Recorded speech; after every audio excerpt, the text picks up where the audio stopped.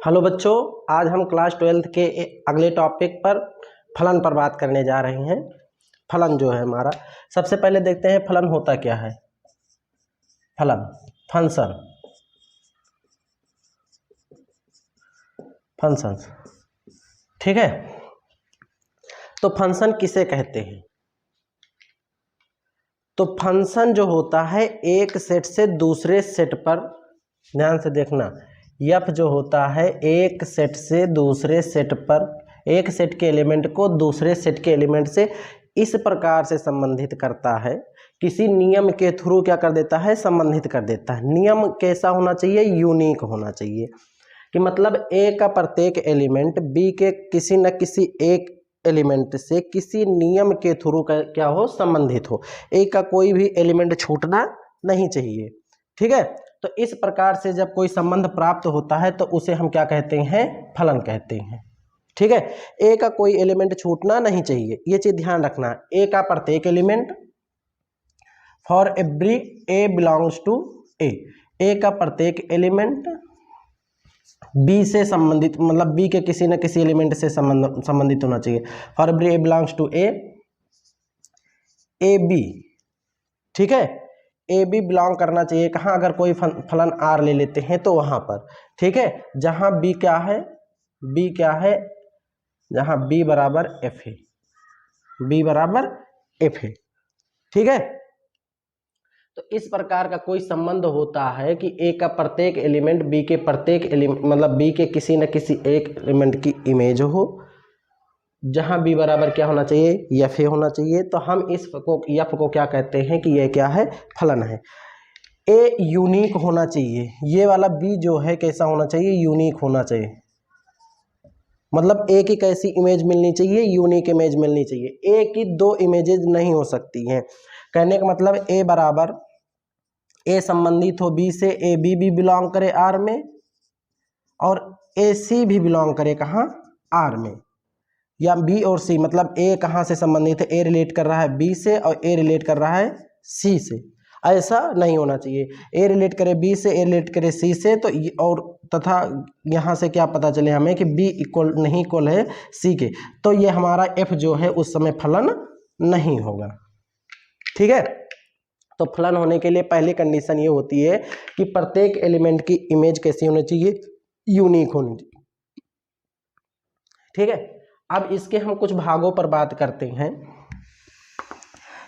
फलन हमारे कई प्रकार के होते हैं, तो हम लोगों को चार प्रकार के फलन पढ़ने हैं। सबसे पहले यहाँ हम देख लेते हैं किसी भी फलन के डोमेन, कोडोमेन किसे किसे कहते हैं, रेंज किसे कहते हैं। तो फलन का डोमेन, कोडोमेन क्या होता है? तो फलन जैसे हमारा कोई परिभाषित होता है, एफ ए से बी में परिभाषित है, ए से बी पे परिभाषित है, ठीक है, ए से बी पर परिभाषित है। तो ए का जो एलिमेंट होगा, ए वाले को, ए सेट को हम कहेंगे डोमेन। इसको क्या कहेंगे? डोमेन कहेंगे, ठीक है। प्रांत, इसको क्या कहेंगे? प्रांत। बी को कहेंगे, इसी के साथ आ रहा है ना, तो बी को कहेंगे कोडोमेन। इसको क्या कहेंगे? कोडोमेन, सह प्रांत,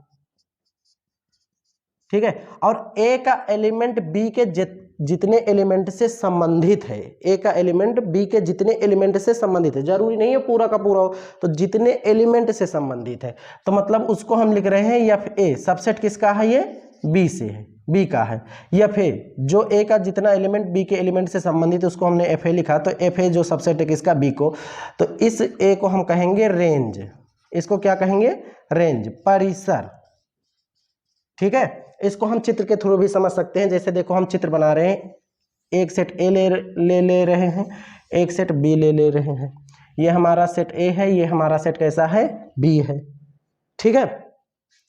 यहाँ कुछ एलिमेंट ले लेते हैं, ए बी सी डी, इस तरीके से बहुत सारे एलिमेंट हैं, ठीक है। यहाँ हम ले लेते हैं जैसे 1 2 3 4 5, इस तरीके से बहुत सारे एलिमेंट हैं, ठीक है। तो इसको क्लियर करना, यहाँ से फलन देख लेना हम लोगों को क्या होता है। तो क्या हमने कहा था? कि ए का प्रत्येक एलिमेंट बी के किसी न किसी एलिमेंट की क्या होनी चाहिए, इमेज होनी चाहिए। तो ए का यहाँ से यहाँ संबंध कर दिए, बी का यहाँ से यहाँ संबंध कर दिए, सी का मान लेते कोई यहाँ संबंध कर दिए, डी का यहाँ संबंध कर दिए, जितने भी सारे एलिमेंट है इनके किसी न किसी एलिमेंट से संबंधित कर दिए। और यहाँ देख रहे हैं हम कुछ एलिमेंट हमने छोड़ दिए, जैसे यहाँ पर हम मान लेते हैं कि 100 है, 200 है, ये दोनों एलिमेंट इससे संबंधित नहीं है। तो संबंधित कितने एलिमेंट हुए, ये वाले, और ये तो पूरा का पूरा संबंधित होगा ए का। अगर एक भी एलिमेंट ऐसा बच जाता है जो बी से संबंधित नहीं है तो हमारा ये फलन नहीं रह जाएगा। ठीक है, ये किसके थ्रू जुड़े थे, एफ के थ्रू। ठीक है, तो ये वाला जो पूरा का पूरा सेट है इसी को हम क्या कहेंगे, डोमेन, प्रांत। और ये जो पूरा सेट होगा इसको हम क्या कहेंगे, कोडोमेन कहेंगे, कोडोमेन कहेंगे। और ये बीच वाला जो एरिया होता है, जो जितना इमेज है किसका, ए का, जितना जो एलिमेंट ए का इमेज है इस वाले को हम क्या कहेंगे, रेंज कहेंगे। ठीक है, परिसर। ठीक है, इसमें एक चीज ध्यान रखना कि इसमें ये वाला रिलेशन संभव है, बड़ा वाला जो कहते हैं, इधर वाला बड़ा, मतलब दो एलिमेंटों की इमेज एक हो सकती है लेकिन एक एलिमेंट की इमेज दो नहीं हो सकती है। ये वाला सिंबल नहीं हो सकता है कि एक एलिमेंट कितने से संबंधित हो, दो से, मतलब दो अवयवों से एक एलिमेंट ए का संबंधित नहीं हो सकता। अगर ऐसा हो रहा है तो वो फलन नहीं रह जाएगा। फलन में होता है क्या, दो अलग अलग, ए के दो अलग अलग तत्वों की इमेज एक हो सकती है लेकिन एक तत्व की दो अलग अलग इमेजेज नहीं हो सकती हैं, फलन की कंडीशन होती है। ठीक है, फलन होने के लिए ऐसा होना चाहिए। अब इसमें हम आगे देखते हैं जो हमारा है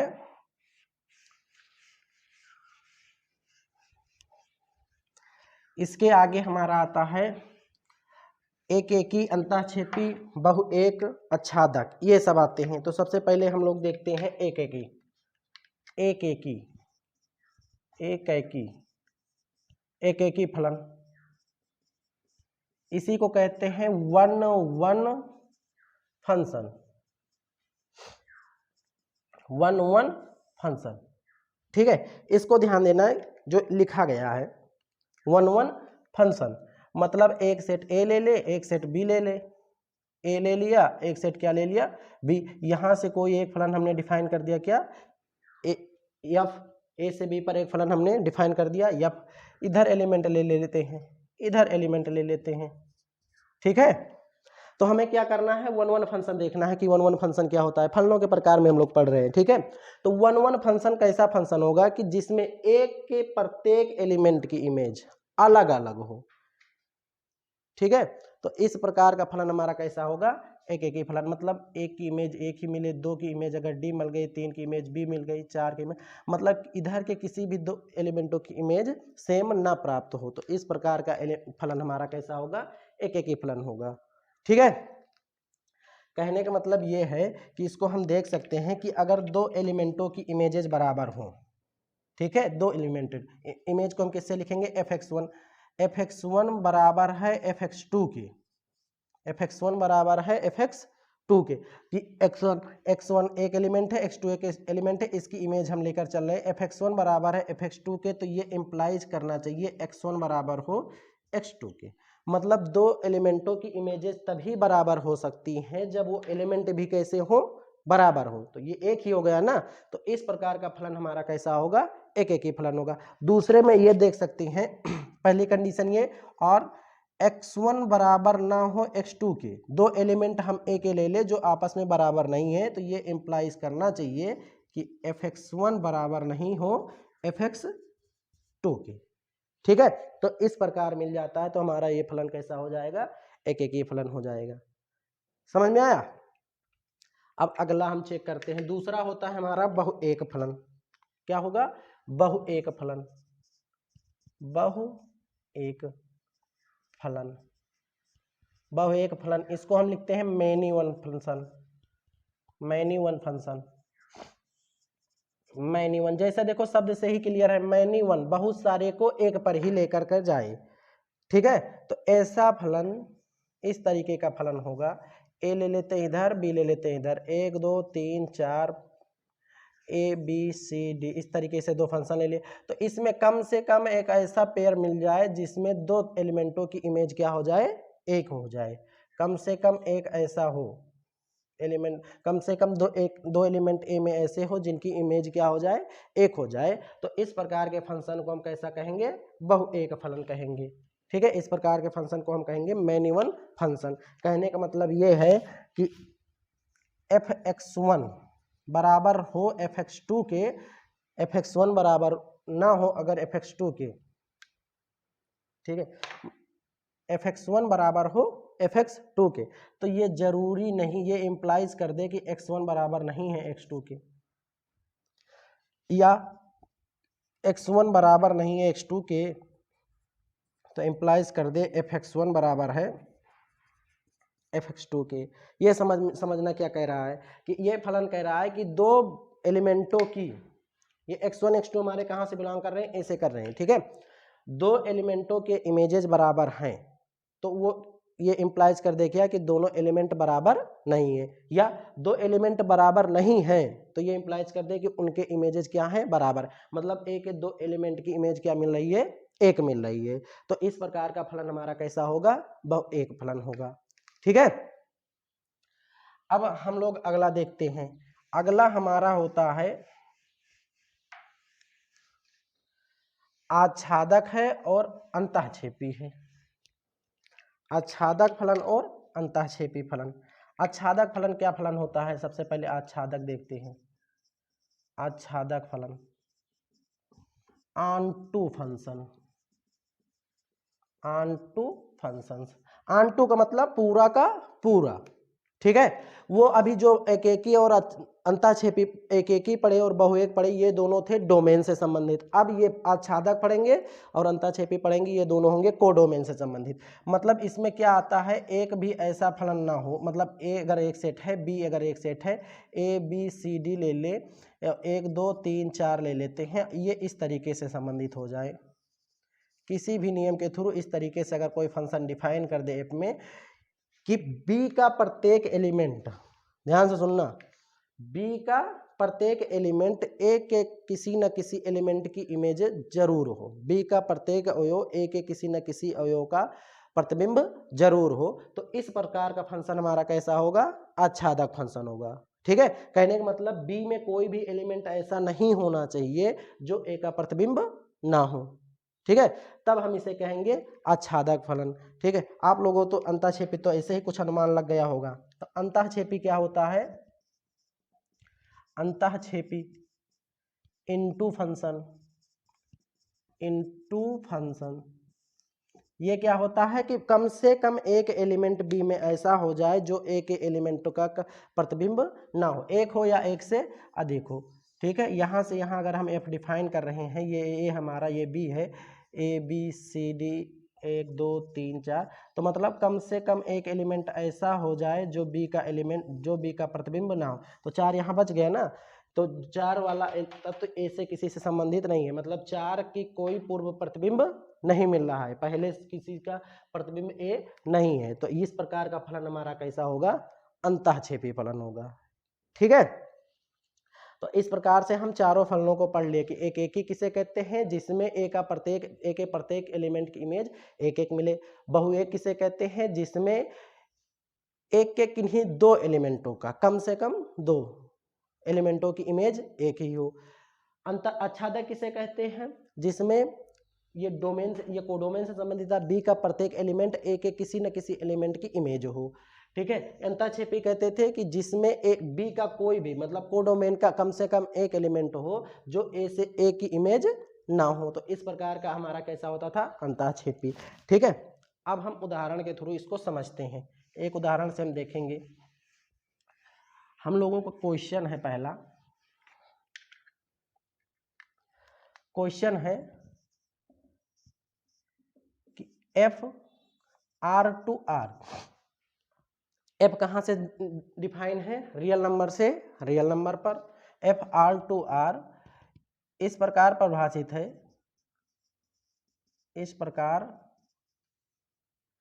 एफ आर टू आर इस प्रकार परिभाषित है, किस तरीके से परिभाषित है, f x equal to x square, f x equal to x square. तब हमें देखना है अब कैसा एकेकी है, अंतःक्षेपी या आच्छादक है, बहुएक है, ये सब चेक कर लेंगे इसी में। ये हमारा है उदाहरण। तो सबसे पहले इसको हम चेक करते, कोई फंक्शन अगर एकेकी हो जाएगा तो बहुएक नहीं होगा और आच्छादक हो जाएगा तो अंतःक्षेपी नहीं होगा।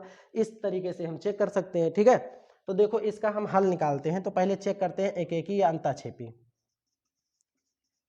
एकेकी या बहुएक, ये दोनों बहुएक, इन दोनों में से क्या होगा, एकेकी या बहुएक। तो इसमें हम देखें क्या कि इस वाले आर का कोई भी एलिमेंट की इमेज एक ही एलिमेंट की इमेज एक ही मिले, ऐसा ही तो हो। एक एलिमेंट की इमेज अगर एक एक मिल रही है तो एक एक ही हुआ, अगर दो एलिमेंटों की इमेज एक मिल रही है तो कैसा हो जाएगा, बहुएक हो जाएगा। तो यहां देखते हैं, मान लेते हैं, माना x1 x2 बिलोंग कर रहा है कहाँ, आर में। डोमेन से हम लेकर चल रहे हैं, आर का क्या है, ये डोमेन है। ठीक है, x1 x2 बिलोंग कर रहा है कहाँ से, आर में। तथा मान लेते हैं, माना fx1 बराबर fx2। ठीक है, ये मान के चलते हैं। हम दोनों की इमेजेस कैसे लेकर चल रहे हैं, मान के बराबर चल रहे हैं। अब हमें अगर एलिमेंट भी बराबर आ गया तो ये कैसा हो जाएगा, एक एक ही हो जाएगा। अगर नहीं बराबर मिला तो कैसा हो जाएगा, आच्छादक हो जाएगा। तो देखो x1 बराबर x2 यहाँ रखो, तो यहाँ से ये x1 रखेंगे तो कितना आएगा, x1 का स्क्वायर बराबर x2 का स्क्वायर। x1 का स्क्वायर बराबर है x2 का स्क्वायर। तो ये क्या इंप्लाइज करता है, x1 बराबर होगा प्लस माइनस x2। मतलब देखो यहाँ पर दो एलिमेंट ऐसे मिल गए जिनकी इमेजेस समान होंगे, x1 बराबर x2 भी होगा, x1 किसके बराबर होगा, x2 के भी होगा, और x1 बराबर होगा माइनस x2 के। ठीक है, मतलब दो एलिमेंट, x2 को अगर हम धनात्मक ले लेते हैं तो उसका धनात्मक का और ऋणात्मक का दोनों का इमेज क्या मिलेगी, एक ही मिलेगी। तो ये हमारा कैसा हो गया, एक एक ही नहीं रहेगा। तो ये किस प्रकार का फलन है, तो ये इंप्लाइज करेगा f बहु एक है, बहु एक है। ठीक है, देख भी सकते हो आप लोग, 1 की इमेज कितनी होगी, 1 की इमेज 1 होगी, और -1 की इमेज कितनी होगी, 1 होगी। और 2 की इमेज 2 होगी, -2 की इमेज कितनी होगी, 4 होगी। तो दो दो एलिमेंटों की ऋणात्मक और धनात्मक सभी कहां पर जाएंगे, धनात्मक पर जाएंगे। तो दो दो इमेज कहां पर जा रहा है, एक एक, तो एक एक ही तो नहीं रह जाएगा, तो क्या हो जाएगा, बहु एक हो जाएगा। ठीक है, तो इस प्रकार से हमारा ये फंक्शन कैसा हो गया, बहु एक। अब हम दूसरा चेक करते हैं, एक एक ही बहु एक हो गया। अब हम दूसरा चेक करते हैं, क्या हमारा आच्छादक और अंतःक्षेपी, आच्छादक या अंतःक्षेपी, आच्छादक और या अंतःक्षेपी, इनमें से क्या है, आच्छादक है कि अंतःक्षेपी है। तो आच्छादक अंतःक्षेपी के लिए क्या देखते हैं कि बी का एलिमेंट, मतलब बी के यहाँ से इस वाले प्रांत का हर एक एलिमेंट इससे संबंधित है कि नहीं है। तो आप लोग देखोगे कि ऋणात्मक इस वाले आर का कोई भी ऋणात्मक, किसी भी संख्या का स्क्वायर ऋणात्मक नहीं होता। तो ऋणात्मक तत्वों को, ऋणात्मक एलिमेंटों का कोई भी पूर्व प्रतिबिंब नहीं मिलेगा। ठीक है, तो यहां से देख भी सकते हैं, यहां से अगर देख लेते हैं, माना y बराबर एफ एक्स, वाई बराबर एफ एक्स, वाई कहां से बिलोंग कर रहा है, y बिलोंग कर रहा है r। ये कहां है, कोडोमेन में, ये कहां है, कोडोमेन, सह प्रांत में है। ठीक है, कोडोमेन से बिलोंग कर रहा है। ठीक है, तो y बराबर एफ एक्स, तो यहां से क्या आ जाएगा, y बराबर एक्स स्क्वायर। तो यहां से क्या आएगा, x बराबर प्लस माइनस अंडर रूट का y। अगर y r से बिलोंग कर रहा है ना, यदि y ऋणात्मक कर ले, तो यदि y ऋणात्मक हो, तो ऋणात्मक हो, तब तो इसके रूट के अंदर क्या आ जाएगा, निगेटिव आ जाएगा। तो ऐसा कोई, तो निगेटिव वाले तत्व तो बिलोंग ही नहीं करते हैं, तब रूट माइनस का रूट वाई हो जाएगा, ये बिलोंग ही नहीं करेगा कहाँ, आर में। तो जितने भी ऋणात्मक है उनका कोई प्रतिबिंब मिलेगा ही नहीं। तो ऋणात्मक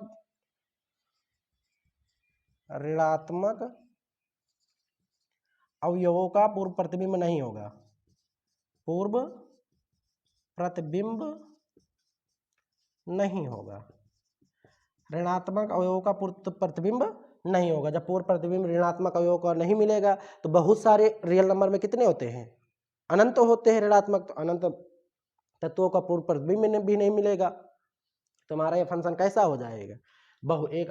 कि अंतःछेदक हो जाएगा अंत्यछेपी। जब नहीं मिल रहा है, बहुत सारे एलिमेंट बच जाएंगे, तो हमारा फलन क्या होगा, अंतःछेपी होगा। तो इंप्लाइज करेगा क्या, अंतःछेपी फलन है। ठीक है, तो इस प्रकार से f R to R f x equal to x square, ये हमारा किस प्रकार का फलन है, बहु एक है और अंतःछेपी। इसको आप लोग फिगर से भी समझ सकते हैं। ठीक है, फिगर जैसे हम लोग बनाएं, अगर इसको आप लोगों ने नोट कर लिया होगा तो इसको हम मिटा देते हैं। फिगर इसका अगर हम लोग बनाते हैं, देखो ये आर है, ये भी आर है, दोनों आर आर में ही लेना है। ठीक है, अब देखो इधर हम 0 -1 -2 -3 दशमलव वाली भी संख्याएं होंगी, उसको हम केवल धनात्मक वाले लेके चल रहे हैं। 1 2 3 4 इस तरीके से, इधर भी 0 -1 -2 -3 इस तरीके से, 1 2 3 इस तरीके से। तो देखोगे 1 2 3 4 भी इस तरीके से संख्या होंगी। 0 0 से संबंधित है, 1 1 से संबंधित होगा, -1 1 से संबंधित होगा, 2 4 से संबंधित होगा, -2 4 से संबंधित होगा। ये वाले तत्व क्या होंगे, छूट जाएंगे। ठीक है, तो इस प्रकार से ये वाला हमारा एलिमेंट कैसा हो जाएगा, ये वाला हमारा फंक्शन किस प्रकार से हो जाएगा, एक एक ही नहीं होगा, क्योंकि दो दो के देखो, इसका -1 का और 1 का क्या मिल रहा है, 1 मिल रहा है, तो एक ही नहीं हुआ, इतने छूट गए, तो ये क्या हो जाएगा, हमारा अंतःछेपी नहीं रह जाएगा। ठीक है, तो इस प्रकार से वाला फलन ना तो हमारा एक ही है, ना तो क्या है, अंतःछेपी है।